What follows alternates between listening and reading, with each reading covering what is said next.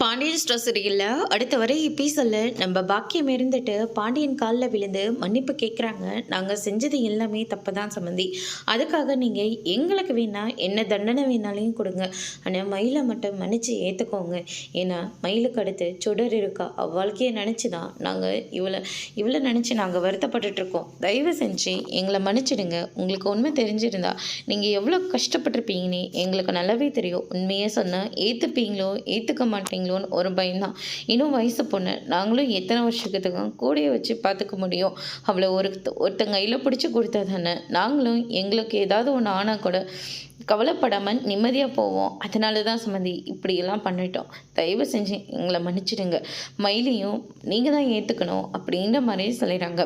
அதுக்கடுத்து தான் நம்ம சரவணன் இருந்துட்டு சன்னியாசியாக போனவனை தவிர உன் பொண்ணு கூட மட்டும் சத்தியமாக நான் வாழவே மாட்டேன் அப்பா, இந்த வார்த்தையை சொன்னேன்னு சொல்லிட்டு என்னை தப்பாக எடுத்துக்காதீங்க, என்னை மன்னிச்சிடுங்கப்பா. என்னால் இந்த பொய்க்காரி கூடலாம் சேர்ந்து வாழவே முடியாது அப்படின்ற மாதிரி சொல்லிடுறாங்க. அதுக்கடுத்து தான் பாண்டியன் இருந்துட்டு எங்கே பாருங்கள், இதுக்கு மேலேயும் என் பிள்ளை என் பேச்சை கேட்குறான்னு சொல்லிட்டு அவனை நான் கஷ்டப்படுத்த முடியாது. உங்கள் பொண்ணை நீங்களே கூட்டிகிட்டு போயிடுங்க அப்படின்ற மாதிரி சொல்லிடுறாங்க. அதுக்கடுத்ததாக பார்த்தீங்கன்னா, ஏமாம்மா எனக்கு மன்னிப்பே கிடையாதா? உங்களை என் அப்பா மாதிரி பார்த்தல, உன் அப்பா மாதிரி நீ பார்த்துருந்தா நீ எங்கிட்டயாச்சும் உண்மையை சொல்லியிருக்கலாமேம்மா.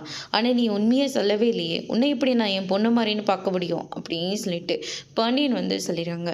அதோட இன்னைக்கான பிரமோ முடிச்சிருக்காங்க.